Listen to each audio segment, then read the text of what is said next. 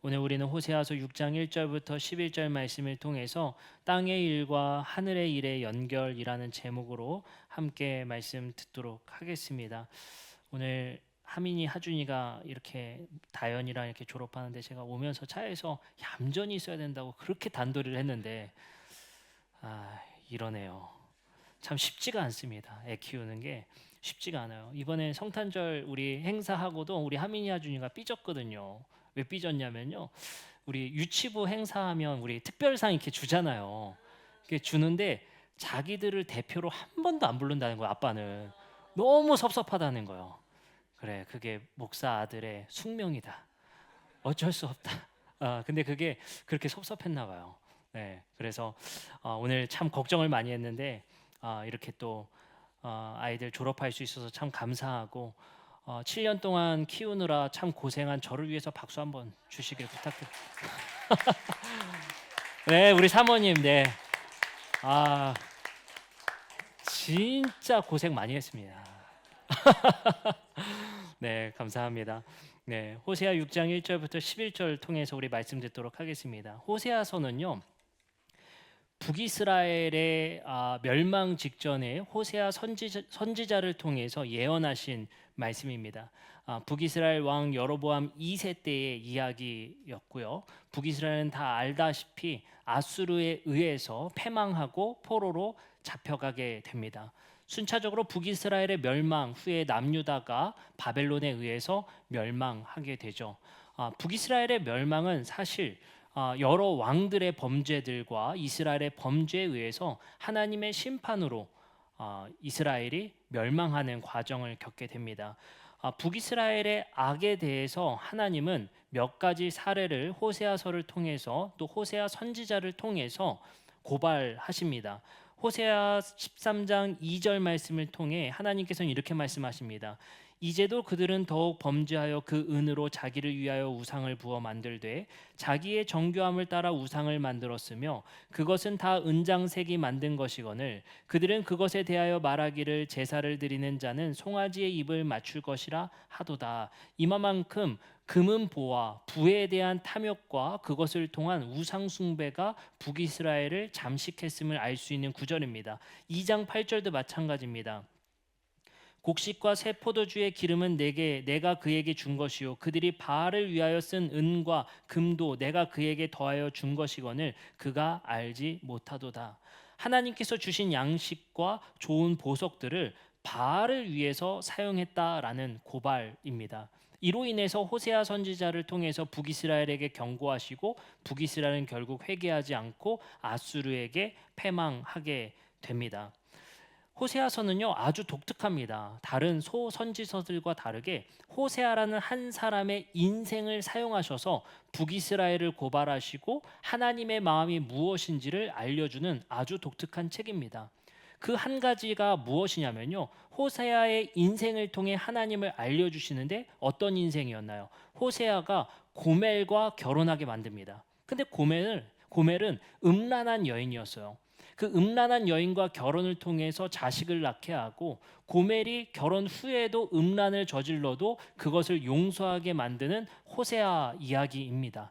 이 이야기를 통해서 고멜은 반역한 그리고 음란한 이스라엘을 상징하고 그럼에도 불구하고 그들을 용서하시는 하나님을 호세아를 통해 보여주는 이야기가 바로 호세아서입니다. 호세아 1장 2절에 보면 이렇게 말씀하십니다. 주님께서 처음으로 호세아를 시켜 이스라엘 사람에게 말씀하실 때에 주님께서는 호세아에게 다음과 같이 말씀하셨다. 너는 가서 음란한 여인과 결혼하여 음란한 자식들을 낳으라.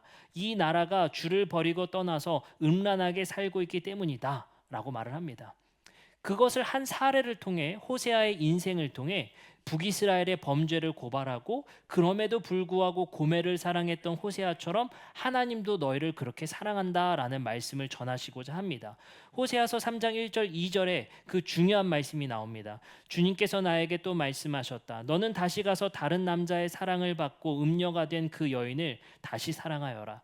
이스라엘 자손이 다른 신들에게 돌아가서 건포도를 넣은 빵을 좋아하더라도 나 주가 그들을 사랑하는 것처럼 너도 그 여인을 사랑하여라. 그래서 나는 은 15세겔과 보리 한 호벨을 가지고 가서 그 여인을 다시 사서 데리고 왔다 라고 말씀하십니다.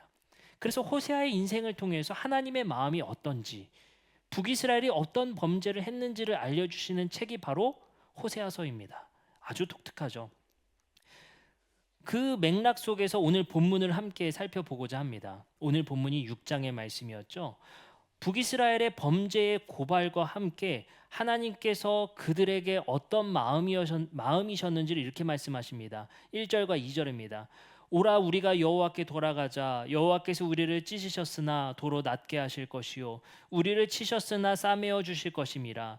여호와께서 이틀 후에 우리를 살리시며 셋째 날에 우리를 일으키시리니 우리가 그의 앞에서 살리라. 오늘 호세아 6장의 말씀은 결국 하나님께서 너희들을 징벌했지만 결국 낫게 하시고 너희들을 도로 싸매 주실 거야. 그 위로의 말씀을 해주신단 말이에요. 그러면서 하나님께서 호세아 선지자를 통해서 이스라엘에게 어떤 요청을 하는지가 오늘 말씀의 포커스입니다. 6장 3절입니다. 그러므로 우리가 여호와를 알자. 힘써 여호와를 알자. 그의 나타나심은 새벽빛같이 어김없나니 비와 같이 땅을 적시는 늦은 비와 같이 우리에게 임하시리라 하니라. 여기서 어떤 요청이냐면요, 우리가 여호와를 알자, 힘써 여호와를 알자라는 겁니다. 뭘 알라는 걸까요?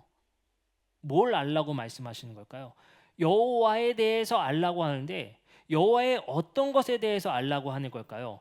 6장 6절에 그 정답을 이렇게 말씀하십니다. 나는 인애를 원하고 제사를 원하지 아니하며 번제보다 하나님을 아는 것을 원하노라 말씀하세요. 다시 한번요. 나는 인애를 원하고 제사를 원하지 아니하며 번제를 드리는 것보다 나를 아는 것을 원한다라는 거예요. 여기서 우리는 이거를 고정시킬 필요는 없을 것 같아요. 하나님은 인애, 다시 말해 헤세드, 이 자비를 원하시는 분이고 범죄나 제사를 원하는 분이 아니다라고 고정시킬 필요는 없을 것 같아요. 이 말씀의 핵심은 뭐냐면요, 너희가 하나님 알기를 오해하고 있다라는 거예요. 잘못 알고 있다라는 겁니다. 너희들의 열심이 아주 위험한 열심이라고 하나님께서 말씀하시는 겁니다. 이스라엘은요, 하나님을 잘 아는 줄만 알았습니다. 어떻게 하면 우리가 복을 받는지 그 방법을 아는 줄 알았습니다. 어떻게 하면 우리가 하나님으로부터 보호를 받는지 잘 아는 것 같았습니다. 실제로요, 이스라엘은 전쟁할 때 중요한 범죄 한 번을 저지릅니다. 그것이 어떤 범죄였냐면요, 이스라엘 백성들이 전쟁을 하는데 자꾸 지니까 뭘 했냐면요, 하나님의 법궤를 가지고 전쟁에 임하자라는 아이디어를 장로들이 냈어요. 그래서 그 법궤를 들고 갔다가 어떻게 됩니까? 블레셋에게 뺏겨버리는 사고가 나요. 그때 아는 줄 알았어요. 이스라엘의 장로들은 하나님에 대한 지식이 있는 줄 알았어요. 뭘 하면? 법궤가 있으면 맨날 이기더라. 법궤가 있으면 우리가 매번 승리했더라. 나름의 공식을 만들고 나름의 패턴을 만들어서 어떻게 하면 축복을 받을 수 있는지, 어떻게 하면 하나님께서 우리를 위하시는지를 나름대로 알고 있다고 생각했습니다. 그래서 이스라엘들은 자신들의 지식과 지혜를 사용해서 뭘 했냐면요, 번제를 열심히 드렸어요. 제사를 열심히 드렸습니다. 그때 가장 성행했던 제사가 뭐였냐? 상번제였어요. 상번제는 뭐냐면요, 매일매일 드리는 제사입니다. 제사장들이 대표해서 매일매일 제사를 드리는 거예요. 왜요?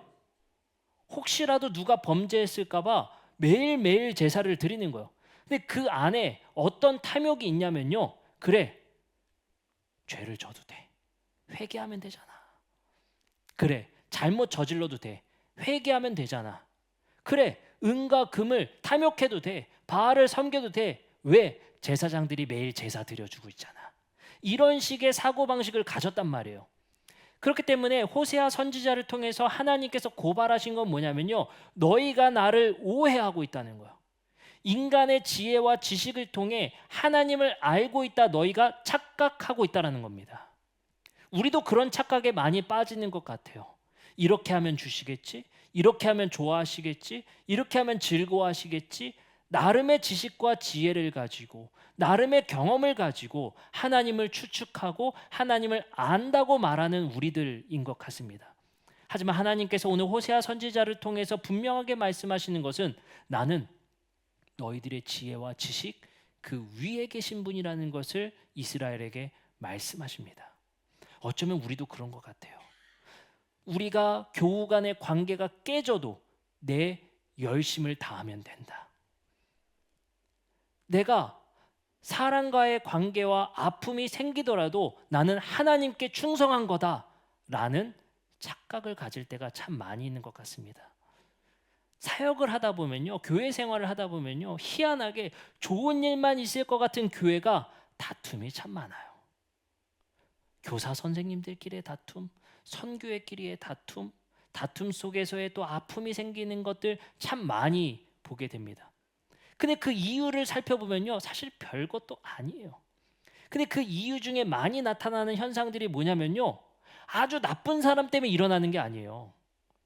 아주 못된 사람 때문에 일어나는 게 아니란 말이에요. 그러면 언제 많이 일어나냐? 누군가의 지나친 열심 속에서 나타나는 경우가 많아요. 그 사람은 진심이에요. 그 사람은 열심히 했을 뿐이에요. 근데 관계가 파괴되고 아픔이 생기더라는 거예요. 참 이상하죠. 어쩌면 우리는 내 지식과 경험에 의해서 열심히 하면 되겠지, 그러면 좋아하시겠지 라는 지식 속에서 하나님을 믿고 있을지 모르겠습니다. 마치 이스라엘이 상번제 드리면 괜찮겠지 라는 식의 우리 나름의 경험과 지식을 통해서 하나님을 믿고 있는지 모르겠습니다. 말씀을 계속 보도록 하겠습니다. 예레미야서 22장 16절의 말씀에 보니 하나님은 이스라엘 백성들에게 이렇게 말씀하십니다.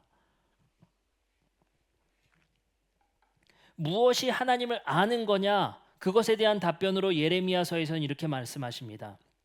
그는 가난한 자와 궁핍한 자를 변호하고 형통하였나니 이것이 나를 아는 것이 아니냐? 여호와의 말씀이니라. 하나님이 정답지를 줬어요. 뭐라고 말씀하세요? 나는 인애를 원하고 제사를 원하지 아니하는 분.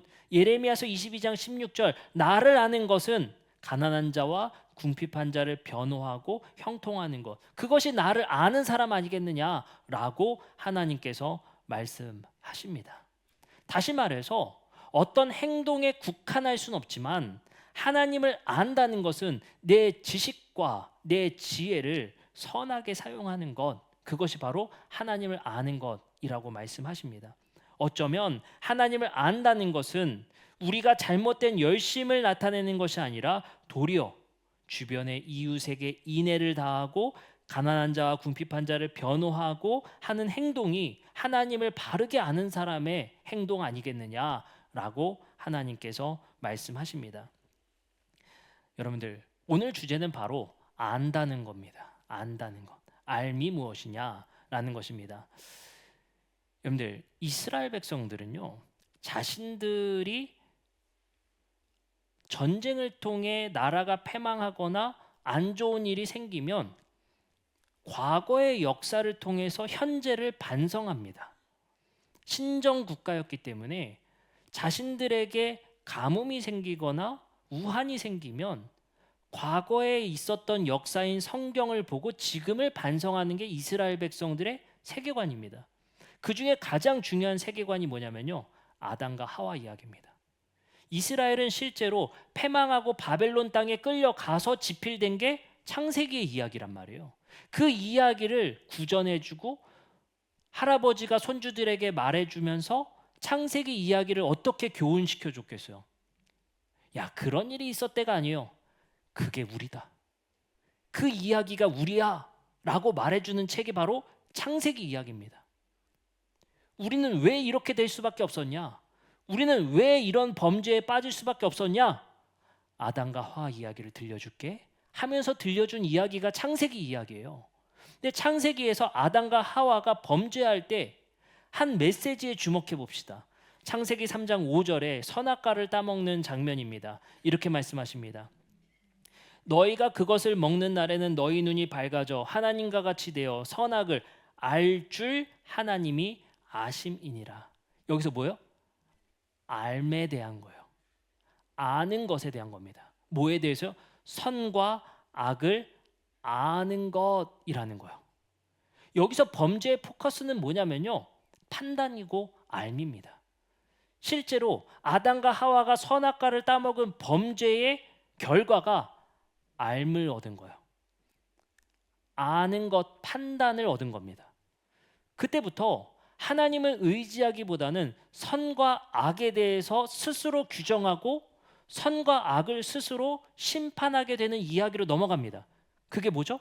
가인이 아벨을 죽이고 심판하는 사건이에요. 그것이 선인지, 제사를 받고 안 받는 것이 선인지 악인지의 규정은 하나님만이 하시는 건데 알매 지식을 얻게 됐어요. 인간이 판단을 하기 시작합니다. 그러면서 가인이 아벨을 죽인 사건이 바로 첫 번째 살인 사건입니다. 창세기 4장 5절부터 7절에 이렇게 얘기합니다. 가인과 그의 재물을 받지 아니하신지라 가인이 몹시 분하여 안색을 변하니 여호와께서 가인에게 이르시되 내가 분하여 하면 어찌 됨이냐 안색이 변함이 어찌 됨이냐 내가 선을 행하면 어찌 낯을 들지 못하겠느냐 선을 행하지 아니하면 죄가 문 앞에 엎드려 있느니라 죄가 너를 원하나 너는 죄를 다스릴지니라 라고 말합니다. 여기서 뭐라고 해요? 너의 지금의 판단은 죄야. 너가 사람을 판단하는 그 행위는 죄야. 이것이 바로 첫 번째 범죄이자 알에 대한 범죄의 시작이 되게 되는 겁니다. 어쩌면 이스라엘도 아까 말씀드린 것처럼 아는 줄 알았어요. 자기들이 정답을 갖고 있다라고 생각한 겁니다. 그 정답이 무엇이었습니까? 성전을 잘 보살피면, 제사를 잘 드리면 이라는 판단을 스스로 하게 된 거예요. 하나님의 말씀에 의지한 것이 아니라 자기들의 지혜와 경험을 통해 미래를 예측하고 알을 고수했단 말이에요. 그리고 스스로가 이것은 선이고 악이다라고 판단하기 시작했다는 겁니다. 그것이 바로 이스라엘 백성들이 선악과의 이야기를 보면서 우리들의 잘못이 무엇이었느냐? 그래, 우리의 지식과 판단으로 생각할 것이 아니라 하나님께 물었어야 한다. 하나님이 원하시는 뜻이 무엇인지를 우리는 생각지 않고 우리가 아는 대로 행동했구나라는 거예요. 그래서 호세아 선지자가 말한 겁니다. 나를 아는 것은 하나님을 알라. 그것은 뭐냐? 제사를 원하는 분이 아니라 인애를 원하는 분이다. 너희들의 지혜가 열심히 얼마나 잘못된 방향인지를 알려주신 것이 바로 호세아 선지자의 이야기라는 거예요.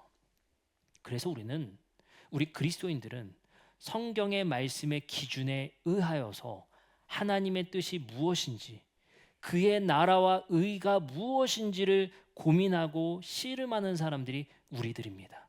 우리도 어쩔 수 없이 경험 중심적으로 살아갈 수밖에 없어요. 아이들을 키우는 문제도 마찬가지겠죠. 육아도 마찬가지일 것이고 가족을 보살피는 일도 마찬가지고 미래를 대비하는 일도 마찬가지일 겁니다. 사람은 어쩔 수 없이 내가 지금까지 쌓아온 경험과 지식에 의해서 미래를 예측하고 현재의 선택에 이르게 됩니다. 하지만 우리 그리스도인들이 다른 점이라는 것은 우리는 그 선택 가운데 하나님의 뜻을 구하고 그 기준이 될 만한 하나님의 과거의 말씀들을 살핌을 통해서 내가 하는 행동이 위험한 열심인지 선한 행위인지를 고민하고 씨름하기에 이르는 이들이 바로 그리스도인입니다. 한 가지 재미난 예시를 예수님께서 들어주십니다. 바로 무엇이냐면요, 불의한 청지기 이야기예요. 아세요? 불의한 청지기 이야기입니다. 불의한 청지기 이야기가 누가복음 16장에 나오는데요. 제가 신약을 전공했는데 마태, 마가, 누가복음에 나오는 비유 중에 유일하게 해석되지 않는 비유가 불의한 청지기의 비유예요. 미스테리합니다. 왜 미스테리하냐면요, 불의한 청지기의 비유는 이런 겁니다. 주인이 있었는데 이 청지기가 이제 해고당할 것의 정보를 수집해서 이 주인의 그 재산을 배임 횡령하는 이야기예요. 불이하게 해서 어떻게 합니까? 내 미래, 여기서 쫓겨난 다음에 다른 사람들이 나를 환대해주기 위해서 재산을 막 나눠주고 탕감해준단 말이에요. 막 빨리 사인해라 막 이런 얘기예요. 그리고 이것을 예수님이 이 행동을 칭찬한 이야기입니다. 그래서 불의한 청지기의 비유인데 불의한 청지기가 칭찬받았다는 거예요. 이걸 도대체 어떻게 해석할 수 있냔 말이에요. 이거 굉장히 어려운 난제 중에 하나입니다. 보통 학자들은 세 가지 정도로 해석을 합니다. 첫 번째, 종말의 때에 결단력이 필요하다라는 걸 말씀하시고자 한 거다. 두 번째, 도리어서 그거를 청지기가 쫓겨나기 전에 막 탕감해주고 막 빚을 줄여줘서 주인을 칭찬받게 해줬다는 거예요. 이건 좀 가능성이 낮아 보입니다. 세 번째, 사실 탕감해 준 게 주인의 재산을 탕감해 준 게 아니라 원래 이 청지기가 받으려고 했었던 높은 이자와 부당한 세금들을 깎아준 행위들이었다. 이게 세 번째 견해. 견해가 세 개나 있다는 건 뭐예요? 정답을 맞추기가 어렵다는 거예요. 그만큼 난제 중에 바로 한 말씀이 불의한 청지기의 비유예요. 근데 한 가지 오해하고 있는 게 뭐냐면요. 주인이 불의한 청지기를 칭찬해 준단 말이에요. 근데 여기서 주인은 자기 재산 털어먹은 그 주인이 칭찬하는 게 아니고요. 예수님이 칭찬하신 거예요. 퀴리오스가 예수님을 가리키는 것 같습니다. 예수님이 칭찬하는데 뭐라고 칭찬하는지 봅시다. 이렇게 칭찬합니다. 16장 8절입니다. 주인이 이 옳지 않은 청지기가 이를 지혜 있게 하였으므로 칭찬하였으니 이 세대의 아들들이 자기 세대에 있어서는 빛의 아들들보다 더 지혜로움이니라. 야, 그럼 우리는 여기서 오해가 생겨요. 무슨 오해가 생기냐면, 그래, 물불 가리지 않고 하면 되겠구나. 이게 맞지 않습니까? 아니, 이게 행동이 악하더라도 타이밍 잘 봐서 지혜롭게 좋은 일 하면 되는 거 아니야? 라고 생각하게 되고 착각하게 되는 구절 중에 하나란 말이에요. 그래서 이 말씀이 매우 어렵습니다. 왜냐하면 누가 봐도 범죄인데 범죄인을 칭찬한 거거든요. 물론 결과는 가난하고 어려운 사람들을 도왔다는 얘기로 친구를 사귀었다는 이야기로 끝나지만, 그러면 과정 상관없이 결과만 좋으면 되나요? 불의한 재물을 착취해서 우리가 기부만 잘하면 되나요? 그렇게 오해할 수 있잖아요. 그래서 어려운 구절이에요. 근데 이 어려운 구절을 우리가 정답을 맞추기 어려울 정도로 견해가 있으니 핵심만 보자는 거예요. 그 핵심이 바로 방금 읽어드린 16장 8절의 이야기인데, 다시 한번 띄워주세요.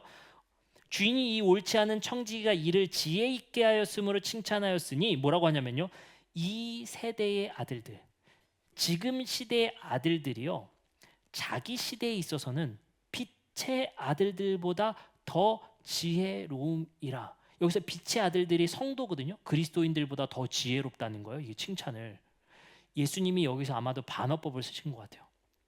그 말이 뭐냐면요, 야, 세상 사람들이 자기들의 생존을 위해서 저토록 머리를 쓰고 노력하는데 왜 믿는 사람들은 다가올 영원한 미래를 위해서 준비하는 일에 그만큼 지혜를 쓰지 않냐라는 비판입니다. 그 말이 뭐겠습니까? 야, 세상 사람들도 저렇게 머리를 써서 탕감해주고 자기들의 미래를 도모하는데 그리스도인들이여, 너희들은 왜, 빛의 자녀들은 너희들은 왜 미래에 다가올 일을 준비하지 않느냐? 왜 지혜롭게 살지 않느냐라고 예수님이 반문하시는 것이 바로 불의한 청지기의 비유입니다. 이 이야기의 정확한 해설은 하기 어렵지만 이 부분은 분명해 보여요. 빛의 자녀들이여, 너희들도 세상 사람들과 같은 노력이 필요해. 너희들이 하나님의 자녀답게 살기 위한 노력이 저들처럼 지혜와 고민이 너희들에게 필요해. 그 본문이 바로 불의한 청지기의 비유예요. 이 말을 예수님께서 왜 하셨을까요? 아마도 성경을 읽었었던 교회들에게 하신 말씀일 것 같습니다. 후대의 교회들이 이 말씀을 듣고 어떤 생각을 가졌을까요? 세상 사람들은요, 어떻게든 미래를 대비하려고, 지금 어떻게든 살아보려고 온갖 지혜를, 온갖 공부와 지식을 쌓고 있지 않습니까? 근데 우리는 하나님의 자녀답게 살려는 노력이 없다는 거예요. 이 시대 속에서 너희들이 빛의 자녀답게 살려는 다른 대안을 찾지 않는다는 거예요. 너희들은 그만큼 노력하지 않는다는 거예요. 그 말이 뭐겠습니까? 야, 저들은 착복하고 착취해서 그렇게 부를 얻지, 우리는 그러지 말자. 끝. 그게 아니라는 거예요. 예수님은. 그래, 저들은 착취하고 착복해서 그렇게 부를 얻지, 그러면 우리는 어떻게 선하게 부를 얻을 것인가? 왜 고민하지 않냐는 거예요. 저들은 저렇게 지식과 알을 마치 아담과 하와가 범죄했었던 자기들만의 판단과 지혜와 지식을 사용하는데, 너희는 왜 선한 지식을 고민하지 않냐는 것이 바로 예수님의 말씀입니다. 이것이 오늘 본문과 함께 어우러지면서 우리는 이런 생각을 가질 수 있을 것 같습니다. 하나님을 안다는 것은 호세아서의 말씀을 통해서 제사가 아니라 자비와 인애를 원하는 하나님이시다라는 말씀, 다시 한번 기억해 보셨으면 좋겠습니다. 너희들은 하나님을 오해하고 있다, 잘못 알고 있다라는 말씀이었죠. 근데 그 말씀 속에서 우리가 하나님을 아는 것에 대한 열심을 어떻게 해야 된다는 거예요? 단지 기도하고 예배 드리고 그게 아니라는 거예요. 제사가 아니라 너희가 자비와 인애의 삶을 위해서 어떤 공부를 하고 있니? 어떤 노력을 하고 있니? 너희들은 어떤 지식을 더 새롭게 만들어 가고 있니? 이걸 예수님이 우리에게 말씀하시더라는 거예요. 단지 아는 것에 그치는 것이 아니라 알을 넘어서 그 삶의 삶을 어떻게 살아갈지를 불의한 청지기의 비유를 통해 우리에게 말씀하신다는 겁니다. 예수님도 마태복음 9장 13절에 같은 말씀을 하십니다. 너희는 가서 내가 긍휼을 원하고 제사를 원하지 아니하노라 하신 뜻이 무엇인지 배우라. 나는 의인을 부르러 온 것이 아니요 죄인을 부르러 왔노라 하시니라. 6장 14절부터 15절도 마찬가지의 말씀하십니다. 너희가 사람의 잘못을 용서하면 너희 하늘 아버지께서도 너희 잘못을 용서하시려니와 너희가 사람의 잘못을 용서하지 아니하면 너희 아버지께서도 너희 잘못을 용서하지 아니하시니라. 누가복음 18장 22절에 이렇게 말씀하십니다. 예수께서 이 말을 들으시고 이르시되 내가 아직도 한 가지 부족한 것이 있으니 내게 있는 것을 다 팔아 가난한 자들에게 나눠줘라. 그리하면 하늘에서 내게 보화가 있으리라. 그리고 와서 나를 따르라 하시니 라고 말씀하십니다. 자, 세 가지의 구절을 생각해 봅시다. 예수님도 마찬가지였어요. 내가 긍휼을 원하고 제사를 원하지 아니한다 라는 말씀. 그리고 마태복음 6장 14절부터 15절이 뭐라고 말씀하십니까? 너희가 용서하지 아니하면 하늘 아버지께서도 너희를 용서하지 아니할 것이다 라고 말씀하십니다. 예수님께서도 하나님을 바르게 알고 계셨던 것 같습니다. 하나님을 바르게 아는 것이 무엇인지를 제자들에게 설명하십니다. 근데 놀랍게도요, 이 패턴이, 하나님을 아는 지식을 사용하는 이 패턴이 하늘과 땅이 연결된다는 거예요.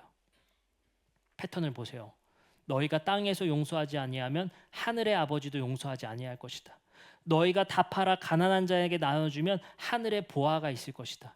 이 땅에서의 일이 하늘에서의 일에 영향을 주고 있다는 것이 예수님의 말씀이거든요.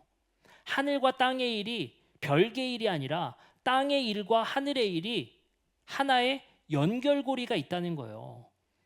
그것을 예수님께서 우리에게 말씀하시면서 말씀하시는 것이 무엇입니까? 우리가 이 땅에서의 지혜를 간구하고 지식을 간구함을 통해서 하나님을 아는 것을 선하게 사용하기를 원하시는 거죠. 내 경험, 내 판단에 의한 것이 아니라 보라, 너희는 새롭게 되었다. 그 말이 뭡니까? 경험과 지식에 의해 사는 것이 아니라 하나님을 아는 지식의 새로움으로 살라는 거예요. 말씀에 의거한, 새로운 가치에 의거한, 새로운 지혜에 의거한 삶을 살아가라는 거거든요. 그 지혜를 이 땅에서 발휘할 때 하늘에 영향을 준다는 겁니다. 하늘에 그것이 일어나게 된다는 거예요. 그것이 바로 예수님께서 우리에게 하신 중요한 땅과 하늘의 연결고리입니다. 그러면서 우리는 오늘 말씀을 이렇게 마칩니다. 하나님께서는 자신을 알길 원하셨습니다. 그 아는 지식 가운데 하나님은 인애를 원하신다는 말씀을 하셨습니다. 그리고 하나님께서는 예수 그리스도를 통해서 그 인애를 만들어가는 삶의 지혜와 지식이 어떻게 일어나야 되고 왜 그것을 씨름해야 되는지를 우리에게 말씀하십니다. 그러나 어떨까요? 우리는 또 이스라엘처럼 실패할 겁니다. 우리는 어떨까요? 이스라엘처럼 또 범죄하게 될 것입니다. 그때 우리에게 주시는 호세아서의 마지막 구절을 한번 보게 됩니다. 11장 8절입니다. 에브라임아 내가 어찌 너를 버리겠느냐? 이스라엘아 내가 어찌 너를 원수의 손에 넘기겠느냐? 내가 어찌 너를 아드마처럼 버리며 내가 어찌 너를 스보임처럼 만들겠느냐? 너를 버리려고 하여도 나의 마음이 허락하지 않는구나. 너를 불쌍히 여기는 애정이 나의 속에서 불길처럼 강하게 치솟아 오르는구나 라고 말을 합니다. 하나님의 원함과 우리가 그것에 부합하지 못한 삶을 살지라도 하나님은 너를 버리려고 하여도 나의 마음이 허락지 않는 분이라고 우리에게 말씀하십니다.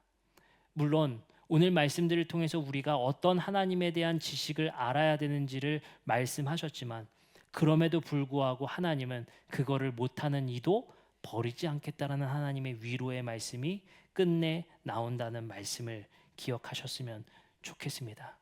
그러나 우리가 살아야 될 방향성은 분명한 것 같습니다. 내 지식과 경험에 의한 삶이 아니라 하나님의 말씀이 기준이 되어서 살아가는 삶, 그것이 바로 우리가 새 창조물로서 새 피조물로서 살아가는 이들이 되기를 원하시는 하나님의 뜻이 아닐까 생각해 봅니다. 수많은 지식의 시대입니다. 수많은 정보의 시대입니다. 그 지식과 지혜를 선하게 사용할 수 있는 지혜와 지식을 하나님께서 주시기를, 불의한 청지가 비록 불의한 일을 한 것이지만 우리의 삶 속에 선한 것으로 지혜롭게 사용할 수 있는 우리 모두가 되어질 수 있기를 우리가 간절히 구하는 이들이 되었으면 좋겠습니다. 이제 우리 함께 찬양하고 기도하는 시간 갖도록 하겠습니다.